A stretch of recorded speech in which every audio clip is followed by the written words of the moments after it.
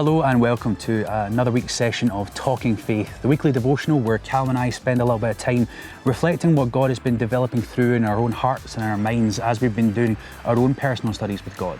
And we've been quite happy to focus in on the armour of God recently and to really develop our thoughts on that area. And we hope today you have an opportunity to grow and develop in your own understanding of that as well.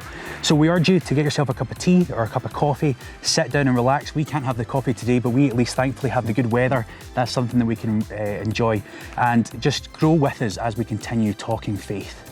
So Callum, what's the element of the armour of God you're going to be speaking about this week?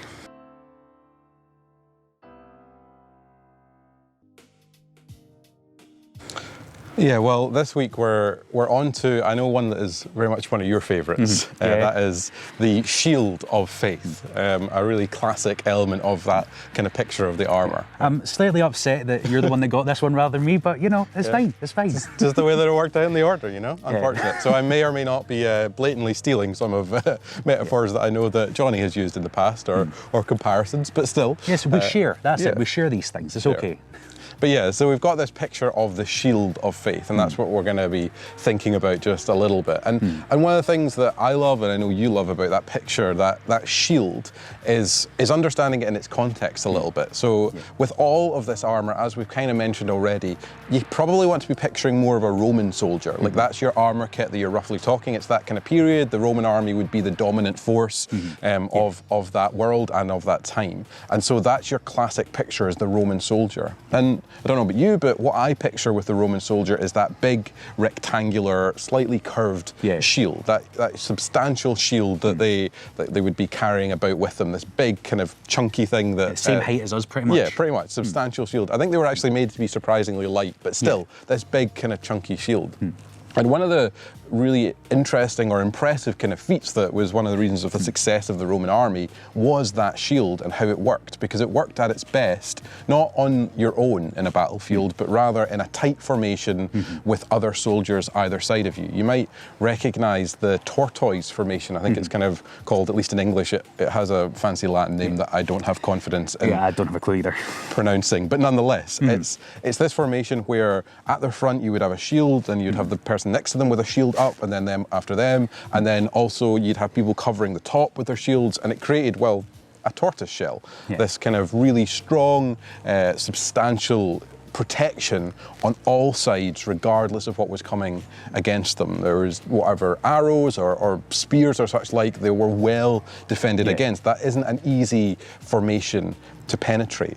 So the shield, as we think of it in this context, isn't just a shield for yourself, but the shield of faith is a picture of a shield where we support one another, where we're not just protected by our own shield in front of us, but that faith protects our brothers and our sisters either sides and above, regardless of what comes at us, that there is this picture of unity, of togetherness, of working together and moving forward into the things that God calls us into. And I think that's a beautiful picture for us to be reflecting on, that the Christian journey, the Christian walk is about so much more than just me on my own.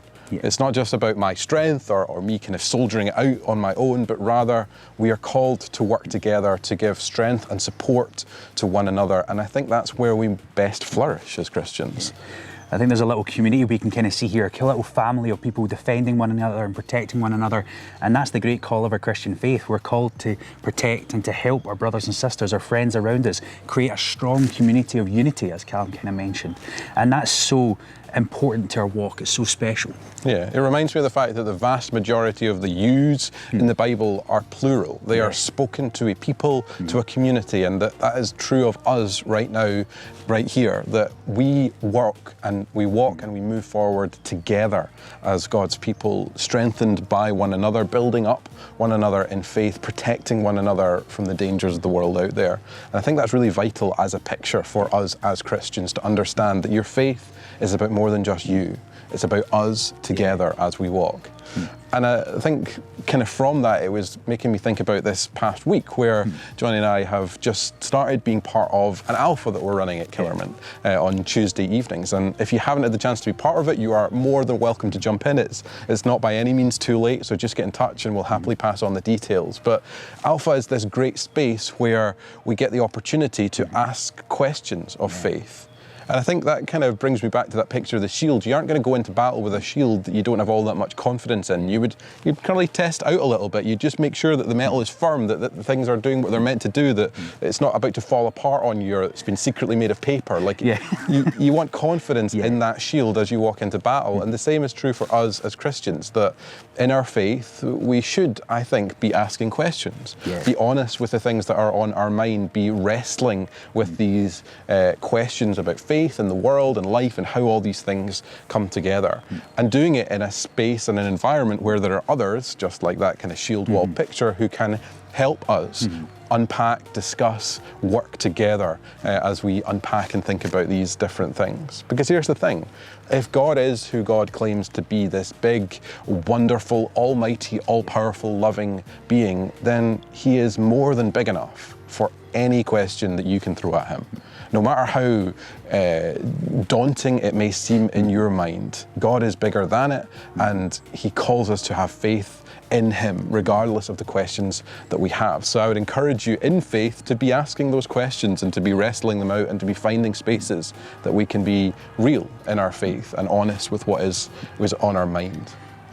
And that's one of the good things about the Alpha course we just started, because even on week 1, there was questions that come up that we can't answer just yet. We want to take it to be able to go through Alpha and answer them as it comes up. But it's so interesting to see that people feel comfortable enough to open up and ask those questions, because that's the whole point of our community together as faith. As we test our faith with one another, we grow in faith together. It's a joint thing, like that military that we've mentioned. It's together, it's not just by yourself. And that really encourages me that we can ask those questions, that God has is much bigger than any of the questions we bring towards him, and he will provide the answer, maybe through brothers and sisters, or maybe through reading the Word of God as well. So it's really encouraged me as we've been thinking about the shield of faith, and I hope it's encouraged you as well. Something you can take forward into your week ahead and not be afraid to ask the questions that are on our minds and on our hearts, because God's there and he wants to talk it through with us. So hopefully that's been a blessing to you. Have a good day.